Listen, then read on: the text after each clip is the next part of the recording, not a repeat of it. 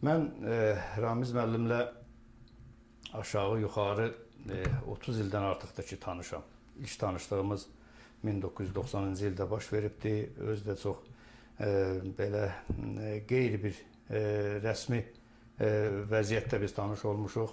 90-cı il deputat seçkiləri dövrü tanış olmuşuq. Amma ondan sonraki dövrdə söz yox, biz Yeni Azərbaycan Partiyasının yaradılması prosesində dəfələrlə telefon və digər vasitələrlə ünsiyyətdə olmuşuq.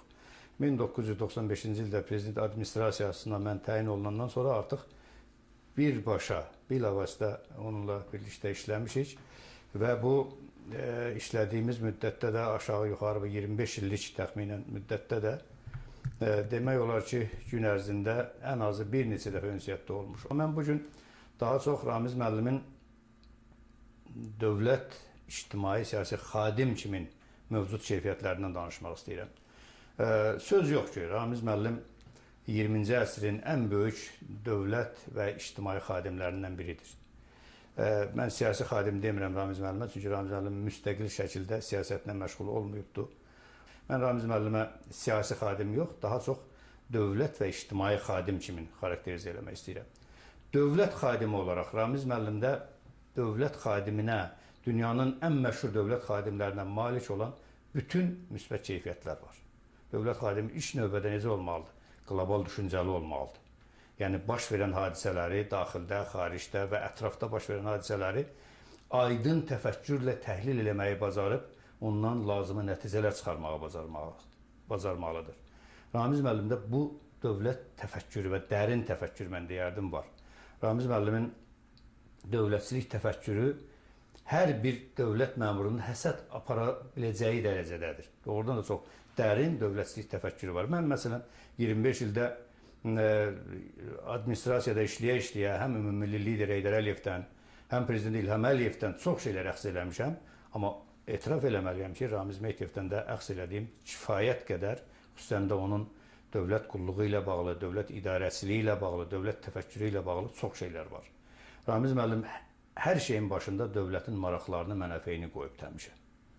Yəni, bir insanın öz subyektiv maraqları da olur, subyektiv mülahizələri olur, konjunktur maraqları olur. Ramiz müəllim heç vaxt dövlətin maraqlarını, ali dövlət maraqlarını, dövlət mənafelerini özünün subyektiv maraqlarına və konjunktur məqsədlərə qurban verməyibdir. Bax, bu Ramiz müəllimdə qeyd olunmalı və yəqin ki, gələcəkdə də həm onun haqqında yazılacaq kitablarda, Ramiz müəllimin haqqında danışılacaq məclislərdə də, istər ailə üzvləri, istər onun silahdaşları, onunla işləyən insanlar olsun, bu keyfiyyət yəqin ki, dəfələrlə qeyd olunacaqdır.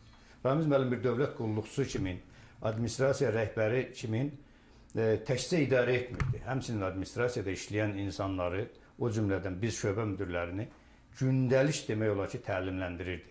Bu və ya digər məsələlərlə bağlı bizi öyrədirdi. Necə işləmək lazımdır, hadisələri necə dəyərləndirmək lazımdır, necə yanaşmaq lazımdır, dövlətin maraqlarını necə ifadə etmək lazımdır. Xüsusən də mən ictimaiyyətlə əlaqələrə məsul olan şöbə müdürü kimin ictimaiyyətlə ünsiyyəti, ictimaiyyətlə əlaqələri də mən ilk növbədə ümumilli lider Heydər Əliyevdən, cənab prezidentdən, o cümlədən Ramiz müəllimdən öyrənmişəm.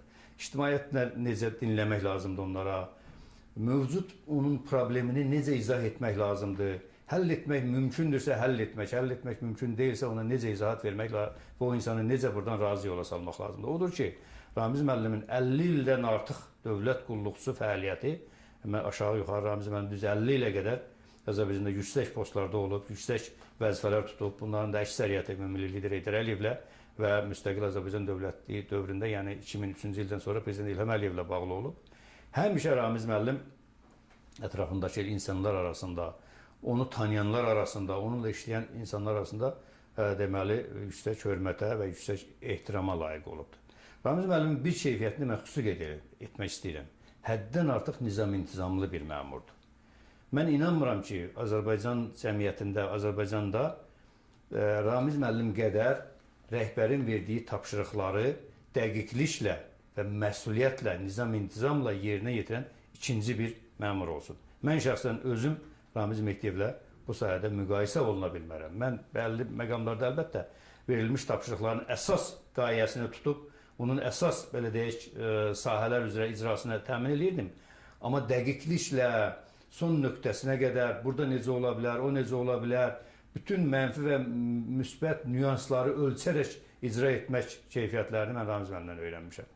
Bəzən olur ki, Ramiz müəllimə bu və digər biz kadr təqdim edirik. Bu kadrı şöbəyə götürmək lazımdır və yaxud da bizim rəhbərlik elədiyimiz digər qulluq sahələrinə götürmək lazımdır. Bizim orada buraxdığımız və yaxud da ki, fikir vermədiyimiz nüansları Ramiz müəllim tutur həmişə. İnsanların tərcüməyi halında, insanların fəaliyyəti ilə bağlı bu və digər illərdəki onun tərcüməyi halındakı məqamları o qədər dəqiqliklə və ustalıqla Ramiz müəllim tutur ki, biz həmişə deyirik ki, Ramiz müəllimin senzurasından keçdisə, deməli, bu yaxşı bir dövlət qulluqçusu, yaxşı bir məmur olacaq. Sözün həqiqi mənasında Ramiz müəllimin yazılmamış və müəyyən olunmamış bir senzurası mövcuddur ki, o yalnız Ramiz müəllimin qəlbində və beynindədir. Yəni, bir delonu, hər hansı bir şəxsi işi, hər hansı bir əsəri, bir məqaləni, bir məruzəni, bir məktubu, müraciəti, yəni bu müraciətlər prezident üçün hazırlanan o bütün o sənədlər Ramiz müəllimin baxışından keçəndən sonra cənab prezidentə gedir.